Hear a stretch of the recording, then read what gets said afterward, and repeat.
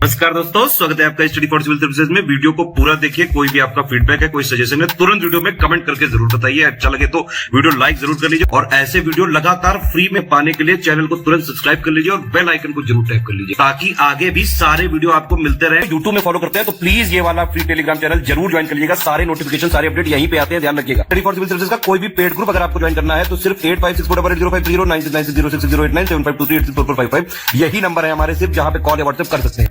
Instagram पे हमारा page जरूर फॉलो कर लीजिएगा, studyforcivil.services है। ट्विटर पे हमको जरूर फॉलो कर लीजिएगा, @studyforcivils है। सारे क्वेश्चन अटेम्प्ट करिए और स्कोर अपना तुरंत कमेंट करके बताइए। नमस्कार दोस्तों, स्वागत है आपका स्टडी फॉर सिविल सर्विसेज में। पीटी एग्जामिनेशन के लिए हम पेड क्विज़ेस को लगातार देख रहे हैं। पिछले सारे वीडियोस जितने भी हो चुके हैं, अगर आपने नहीं देखे हैं, जितने भी छूट गए हैं, नीचे प्लेलिस्ट में होंगे, आप देख सकते हैं वहाँ से। तो हम बिना किसी देरी के नेक्स्ट वीडियो स्टार्ट करेंगे आज के फर्स्ट क्वेश्चन के साथ।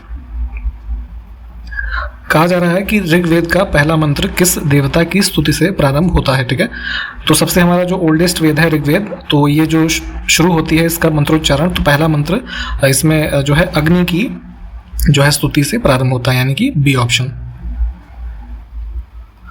अप्रैल 2022 के लिए आईसीसी पुरुष प्लेयर ऑफ द मंथ किस देश के खिलाड़ी केशव महाराज को चुना गया है। ठीक है, तो ध्यान दीजिएगा, भारत के खिलाड़ी नहीं है ये साउथ अफ्रीका जो है इसकी टीम से ये खेलते हैं, स्पिन गेंदबाज है वहाँ के। तो इनको जो है आईसीसी जो है हर मंथ अपने किसी न किसी जो पूरे विश्व के जितनी भी टीम्स खेलती हैं तो उसमें से जो अच्छा प्रदर्शन करने वाले प्लेयर होते हैं तो उसको प्लेयर ऑफ द मंथ के रूप में रिकॉग्नाइज करता है। तो यहाँ पे इनको रिकॉग्नाइज किया गया था। तो चूंकि अब इंडियन ओरिजिन से नाम मिलता जुलता है तो इस वजह से इंपॉर्टेंट है, आपके लिए एग्जाम में पूछे जाने की संभावना है। तो ध्यान रखिएगा, अप्रैल के लिए इनको जो है ICC player of the month के रूप में चुना गया था मेल कैटेगरी में। ठीक,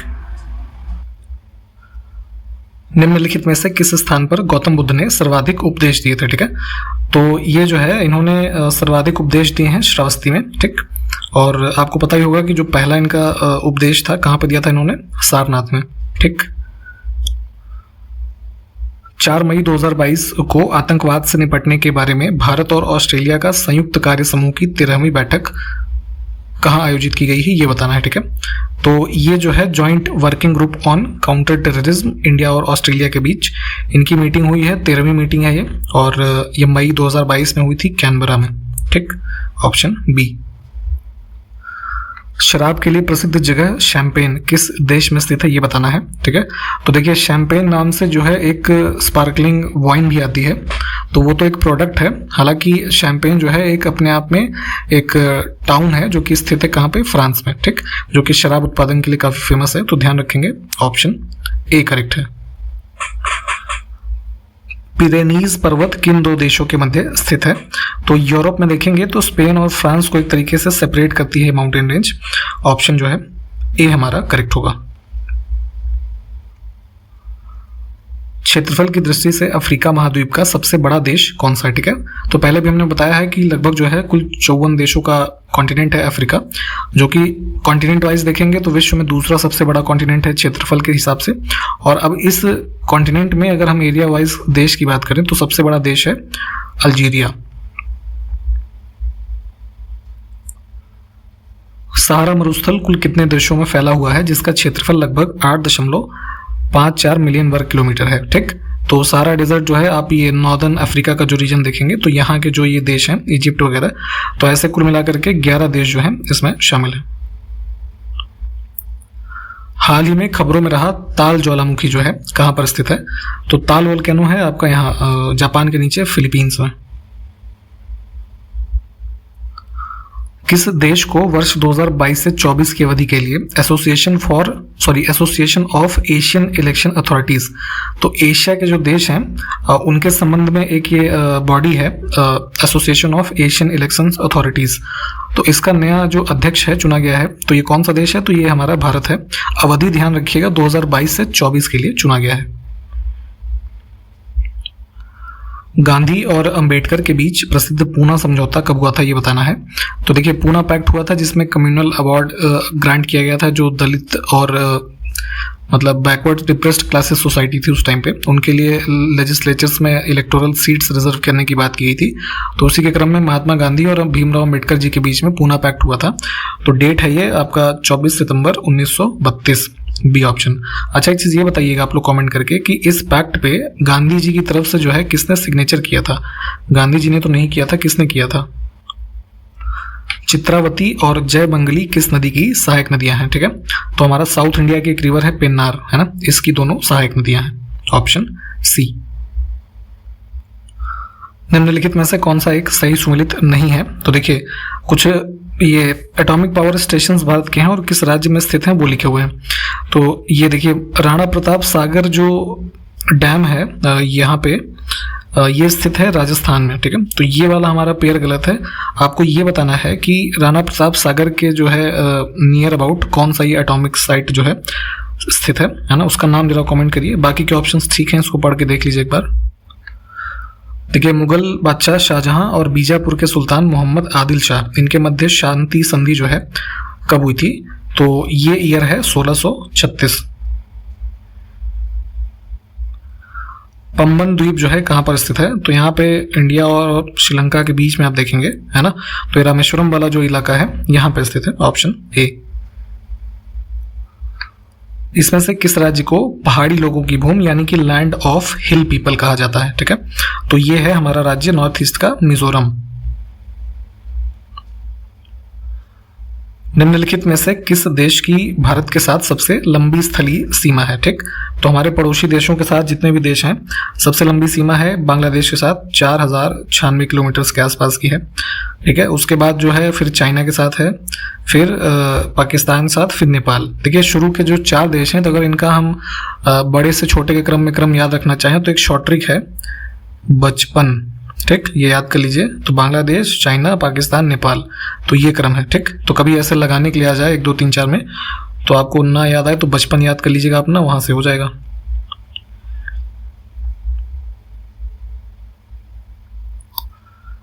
निम्नलिखित में से विश्व की सबसे पहली महिला अंतरिक्ष यात्री कौन है? ठीक है, तो जो पहले यूएसएसआर था, ठीक है, तो उसकी एक एस्ट्रोनॉट थी, ये वेलेंटिना तेरेस्कोवा, ऑप्शन सी जो है। इन्होंने जो है अंतरिक्ष की यात्रा की 1963 में।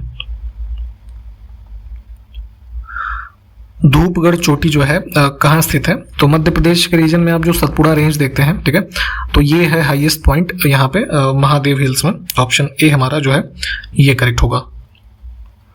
गांधी जी के द्वारा पहली बार हथियार के रूप में भूख हड़ताल का प्रयोग जो है कहाँ किया गया था, ये बताना है।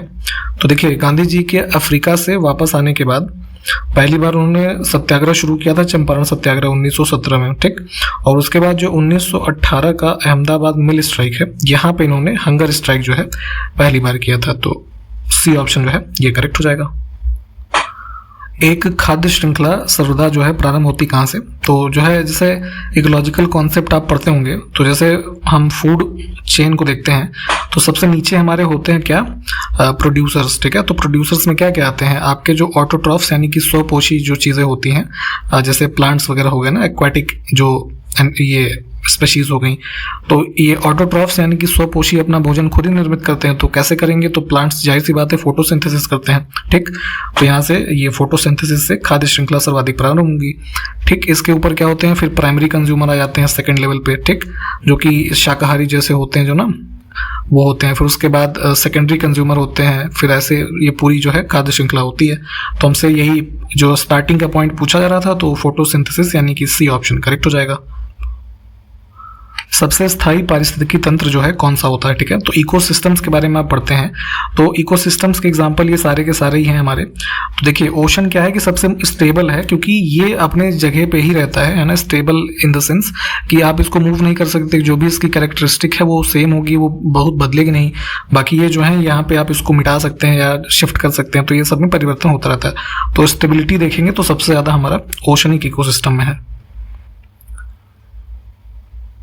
निम्नलिखित में से कौन सा लद्दाख का एक रामसर स्थल है? ठीक है, तो जो वेटलैंड्स होते हैं रामसर साइट्स में जो मेंशन्ड होते हैं, तो ये है सो मोरिरी, है ना, ये लद्दाख में स्थित है, ऑप्शन ए।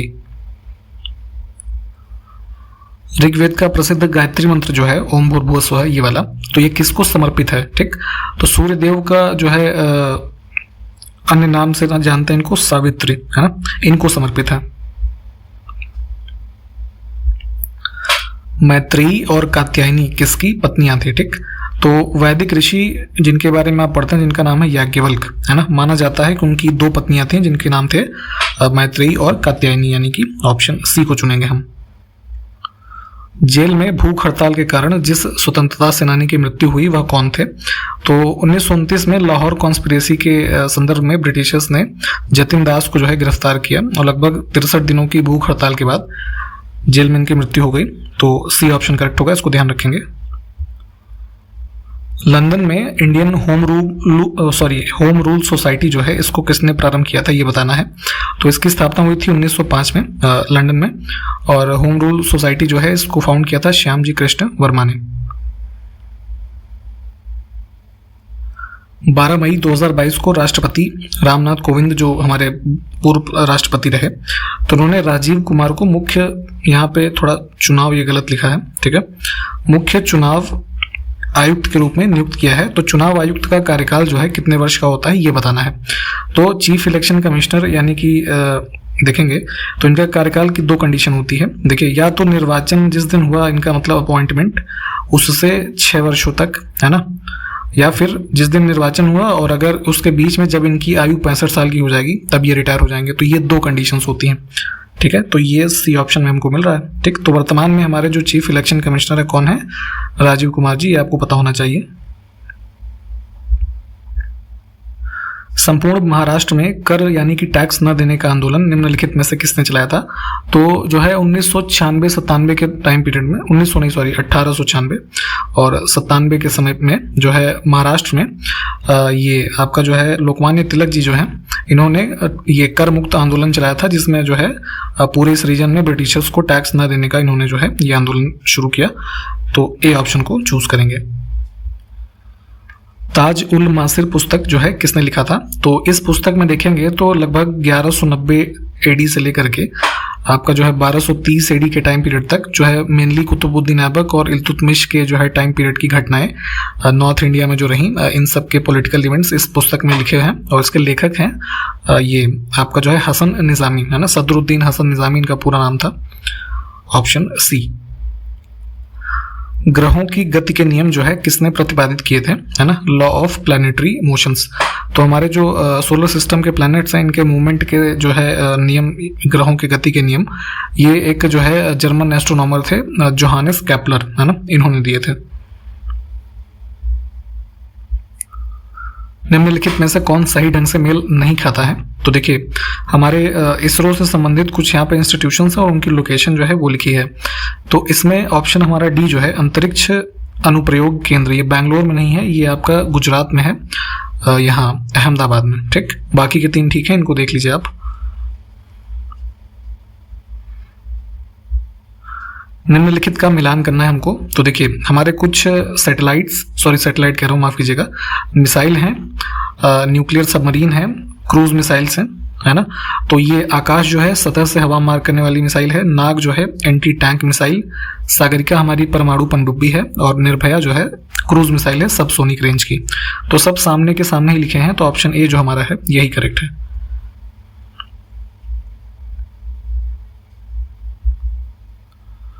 अंटार्कटिक अनुसंधान के लिए स्थापित प्रथम भारतीय स्टेशन का क्या नाम है ये बताना है। तो देखिए, साउथ पोल जो हमारा है ये साउदर्न हेमिस्फीयर में, तो इससे लगभग 2500 किलोमीटर की डिस्टेंस पे एक रिसर्च स्टेशन भारत ने स्थापित किया था जिसका नाम था दक्षिण गंगोत्री, वर्ष 1984 में, ठीक, रिसर्च पर्पस के लिए। बाद में इसको डीकमीशन कर दिया गया था 1990 में। उसके बाद जो सेकंड स्टेशन यहाँ पे स्थापित किया गया परमानेंट, उसका नाम था मैत्री, ठीक। तो ये सब फैक्ट्स को ध्यान रखेंगे। हमारा यहाँ पे ए ऑप्शन करेक्ट था इस क्वेश्चन के लिए। मानस नदी जो है किस नदी की उपनदी यानी कि सहायक नदी है? ठीक, तो ये जो है असम के रीजन में हमारी जो ब्रह्मपुत्र नदी है इसकी सहायक है, यानी कि ऑप्शन डी। नाथपा झाकरी जल विद्युत संयंत्र का निर्माण निम्नलिखित में से किस नदी पर किया गया है? तो ये हमारा जो है हाइड्रो इलेक्ट्रिक पावर प्लांट है इस पे सतलज नदी पे, ऑप्शन डी। विलियम जोन्स ने बंगाल में एशियाटिक सोसाइटी की स्थापना जो है कब की थी, ये बताना है। तो यहाँ पे इंग्लिश ऑफिसर थे ये विलियम जोन्स। इन्होंने बंगाल कलकत्ता में एशियाटिक सोसाइटी एक जो ये संस्थान था इसकी स्थापना की 1784, यानी कि ऑप्शन ए। निम्नलिखित को हमको मिलाना है। तो देखिए कुछ रिलीजियस प्लेसेस हैं और किस राज्य से संबंधित है वो लिखा है। तो जैसे देखिए श्री सैलम यहाँ पे लिखा है ऑप्शन नंबर 1 में। तो श्री सैलम जो है यहाँ पे आपका इसमें आंध्र प्रदेश से संबंधित है। और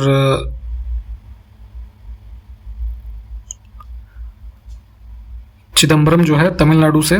पुष्कर का जो ये ब्रह्मा मंदिर है ये राजस्थान से संबंधित है। और ओमकारेश्वर शिवलिंग जो यहाँ पे ये ज्योतिर्लिंग जो है उससे संबंधित साइट मध्य प्रदेश से संबंधित है ये।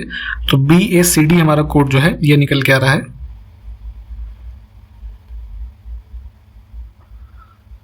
अब यहाँ पे फिर से इसको मिलाना है। तो देखिए ये भी रिलीजियस प्लेसेस हैं हमारे, जैसे सोमनाथ टेम्पल।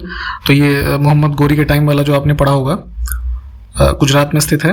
महाकालेश्वर उज्जैन मध्य प्रदेश, केदारनाथ उत्तराखंड और भीमा शंकर महाराष्ट्र। तो ये सब तो सामने ही लिखे हैं, ABCD हमारा इसमें से उत्तर हो जाएगा। राजस्थान के बाद सरकारी कर्मचारियों के लिए पुरानी पेंशन योजना को बहाल करने वाला दूसरा राज्य जो है कौन सा बन गया है। तो आपको पता होगा कि जो है 1 अप्रैल 2004 से जो पेंशन स्कीम थी उस समय तक चल रही थी, उसको स्क्रैप करके जो है NPS लागू किया गया था, न्यू पेंशन सिस्टम। तो यहाँ पे अब वो चूंकि इसके लिए नए वाले सिस्टम में जो है सरकारी कर्मचारियों को काफ़ी लॉसेस थे, तो इसलिए कई सारे लोग मांग कर रहे थे कि पुराना सिस्टम इम्प्लीमेंट किया जाए। तो राजस्थान गवर्नमेंट ने जो है सबसे पहले यहाँ पे इम्प्लीमेंट किया है इसको। उसके बाद दूसरा स्टेट जो बना है इस पेंशन को लागू करने वाला वो है छत्तीसगढ़। निम्नलिखित में से क्या सही ढंग से मेल नहीं खाता है। तो दो हमारे पास सूचियां हैं। भारत में एग्रीकल्चरल प्रोडक्ट से संबंधित कुछ रिवोल्यूशंस हैं, है ना, और वो किस प्रोडक्ट से संबंधित हैं ये लिस्ट आपको पता होगी। तो देखिए लाल क्रांति मांस उत्पादन से है, काली जो है खनिज तेल के संबंध में, गुलाबी क्रांति यानी कि जो प्रॉन होते हैं झींगा या मछली के उत्पादन से, और गोल क्रांति जो है ये हमारा पोटैटो यानी कि आलू के उत्पादन से संबंधित है।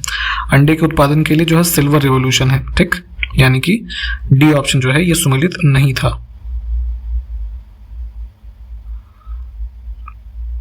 भारतीय संविधान का कौन सा अनुच्छेद प्रेस की स्वतंत्रता को आश्वासित करता है, ठीक। तो हमारे जो फंडामेंटल राइट्स हैं उसमें आर्टिकल 19 जो है right to freedom of speech and expression वाला, तो वहीं से हमको जो है प्रेस की स्वतंत्रता जो है ये गारंटी होती है। तो हम बी ऑप्शन जो है इसको चूज करेंगे। भारत में प्रथम भारी जल संयंत्र 1962 में कहाँ स्थापित किया गया था। तो भारी जल यानी कि हैवी वाटर के बारे में आप जानते हैं कि D2O यानी कि ड्यूटेरियम जो ऑक्साइड होता है इसको आप भारी जल के रूप में जानते हैं, जो कि कहाँ यूज होता है, न्यूक्लियर रिएक्टर्स में, ठीक। तो इसके जो है प्रोडक्शन से संबंधित एक हमने प्लांट स्टैब्लिश किया था 1962 में, जो पहला था यहाँ नांगल में, जो कि कहाँ पे है, पंजाब में। श्रौत सूत्र का संबंध जो है किससे है, ठीक है। तो ये बेसिकली हमारे ऋग्वेद से संबंधित ग्रंथ है जो है श्रौत सूत्र, जिसका संबंध है यज्ञ करने से संबंधित जो नियम है ना, बी ऑप्शन ये। तो ध्यान रखिएगा श्रौत सूत्र का संबंध यज्ञ संबंधित नियमों से है। कूर्ग अरेबिका और चिकमंगलूर कॉफी किस राज्य का GI टैग है, ठीक है। तो देखिए ये जो है कूर्ग अरेबिका, चिकमंगलूर कॉफी, ये सब क्या है, कॉफी की वैरायटी है जो कि भारत में इसका प्रोडक्शन जो है किया जाता है, स्पेशली कर्नाटक के राज्य में। तो इसी राज्य में इन दोनों प्रोडक्ट्स को GI टैग यानी कि ज्योग्राफिकल इंडिकेशन टैग जो है ये प्रदान किया गया है। तो ए ऑप्शन को चुनेंगे हम। जब पानी में साधारण नमक मिलाया जाता है, नामक नहीं नमक होगा, तो पानी के क्वथनांक बिंदु और हिमांक बिंदु जो है यानी कि बॉइलिंग पॉइंट और फ्रीजिंग पॉइंट जो है उस पर क्या फर्क पड़ता है। तो देखिए जब आप एक पानी में मान लीजिए बॉइलिंग वाटर है, उसमें आप सॉल्ट ऐड करेंगे, जैसे हम बॉइलिंग वाटर की बात करें तो इसमें रेशियो होता है कि अगर 58 ग्राम के करीब आप सॉल्ट ऐड करते हैं तो पानी का बॉइलिंग पॉइंट जो है वो आधा डिग्री यानी कि 0.5 डिग्री सेल्सियस जो है वो बढ़ जाता है। यानी कि जो ओरिजिनल 100 डिग्री पे पानी बॉयल होने लगता है तो वहाँ पे इस 0.5 का इंक्रीज होगा, ठीक। तो ये तो हो जाता है आपका आपका बॉइलिंग पॉइंट में इफेक्ट, और दूसरा है कि फ्रीजिंग पॉइंट यानी कि ये हमारा हिमांक बिंदु होता है तो वो घटता है। यानी कि जैसे आइसक्रीम वगैरह में देखा होगा आपने कि जो बर्फ़ वो लोग यूज़ करते हैं तो उस पर सॉल्ट भी उसके ऊपर ऐड करते हैं वो लोग उसको, ताकि बर्फ़ जो है वो काफ़ी देर में पिघले, ठीक है। तो फ्रीजिंग पॉइंट को घटाता है। तो ये यानी कि क्रमशः बढ़ेंगे तथा घटेंगे, बॉइलिंग पॉइंट बढ़ जाएगा और फ्रीजिंग पॉइंट घट जाएगा, ठीक। तो डी ऑप्शन करेक्ट है। और यहाँ तक ही इस वीडियो में हम रखेंगे, सारे क्वेश्चंस को आप देख लें। हम आपसे अगले वीडियो में मिलते हैं, तब तक के लिए नमस्कार, जय हिंद।